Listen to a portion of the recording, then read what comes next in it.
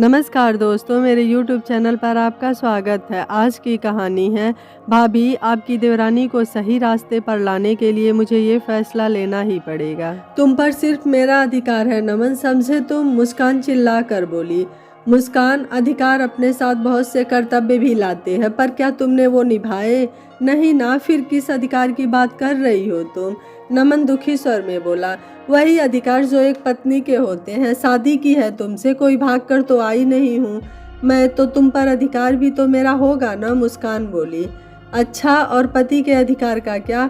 तुम सुबह मेरे ऑफिस जाने तक सोई रहती हो, मेरा नाश्ता खाना सब भाभी बनाती हैं। जब मैं ऑफिस से आता हूँ तुम मुझे कमरे में मिलती हो और चाहती हो मैं भी यहीं रहूँ, पर खुद अपने हाथ से एक कप चाय भी नहीं पिला सकती बनाकर। नमन बोला। हाँ, तो उसके लिए भाभी हैं तो।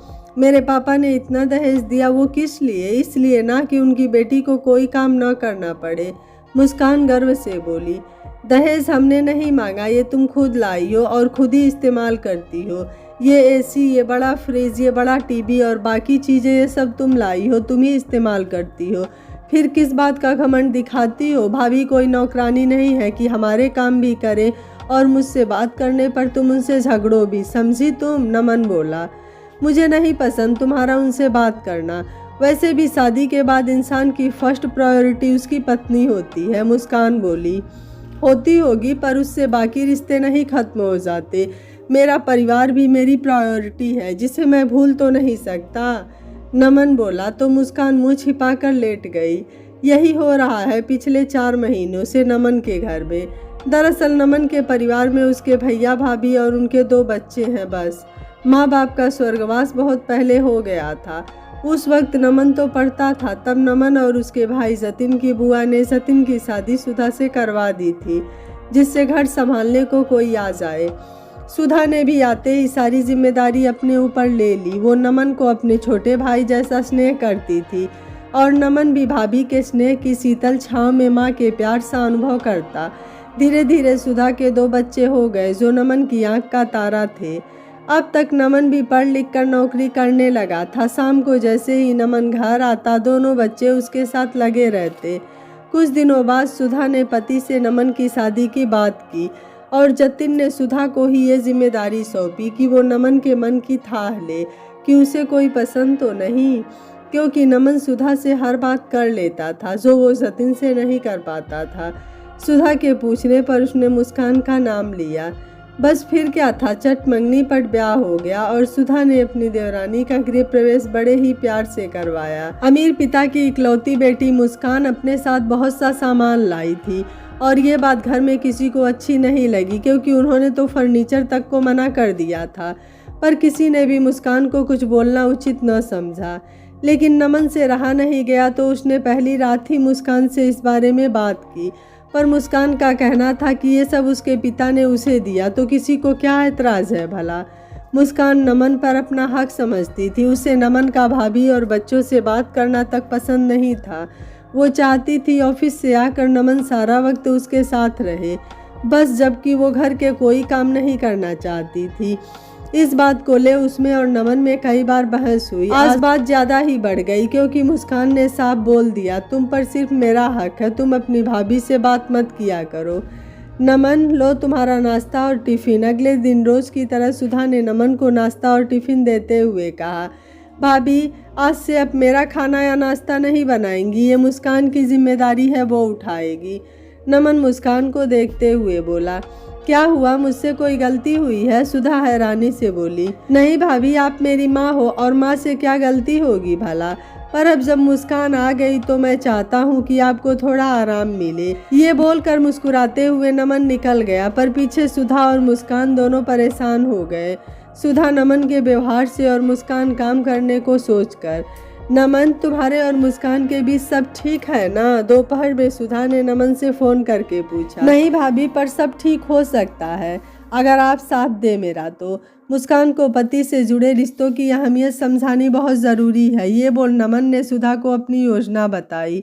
पर नमन, ये सब करना ज़रूरी है क्या? सुधा बोली। हाँ भाभी, कभी कभी घी निकालने को उंगली टेढ़ी करनी पड़ती है, नमन ने कहकर फ़ोन रख दिया। मुस्कान, मेरे लिए पानी लाओ, शाम को ऑफिस से आ। नमन सीधे अपने कमरे में आकर बोला। अरे बाहर भाभी से मांग लेते, मुस्कान बोली। मुझे भाभी से कोई बात नहीं करनी, तुम सही कहती थी, मुझ पर बस तुम्हारा अधिकार है और तुम पर मेरा हक। हम दोनों एक दूसरे के लिए हैं, जिसमें किसी तीसरे की ज़रूरत नहीं है। जाओ अब पानी लाओ मेरे लिए, फिर बढ़िया सी चाय बना देना। और हाँ, बाहर बारिश हो रही है तो मेरा पकौड़ों का मन भी है, वो भी बना देना। नमन जूते उतारते हुए बोला। मुस्कान की समझ में नहीं आया नमन क्या कहना और करना चाहता है। वह रसोई में आई और नमन को पानी दे पकौड़े बनाने लगी। एक गैस पर उसने चाय रखी, फिर उसने झांक कर देखा, उसे घर में कोई नज़र नहीं आया।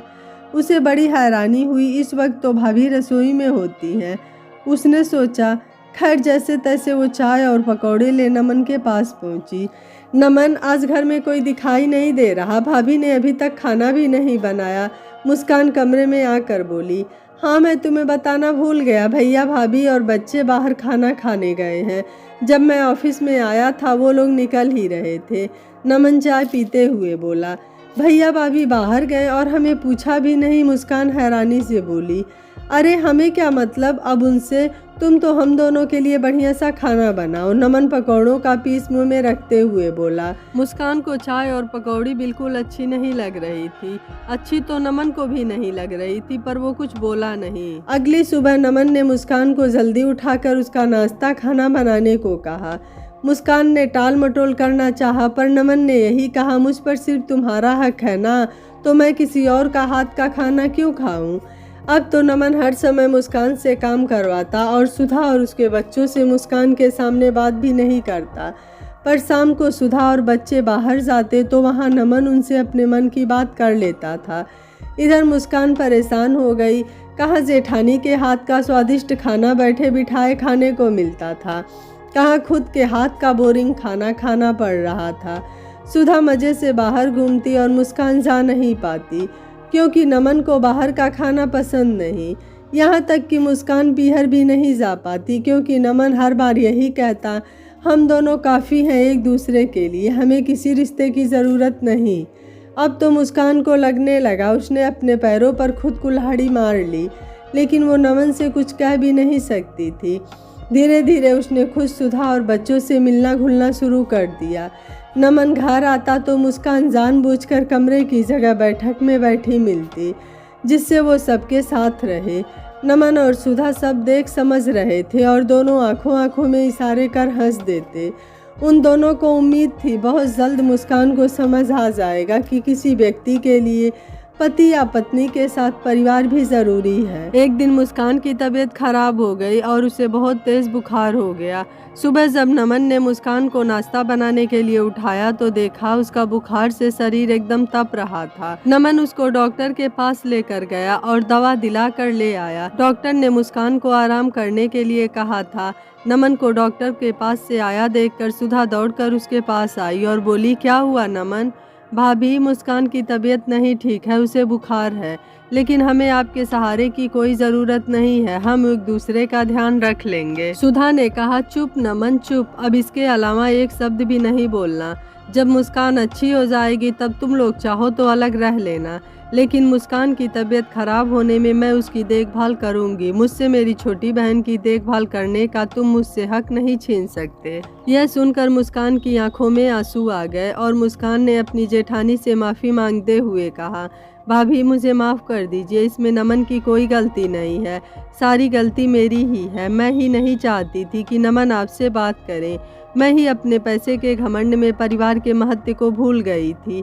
आज मुझे पता चला कि पैसा हर समय काम नहीं आता है, हर समय परिवार ही काम आता है। भाभी मुझे माफ़ कर दीजिए। सुधा ने अपनी देवरानी को गले से लगा लिया।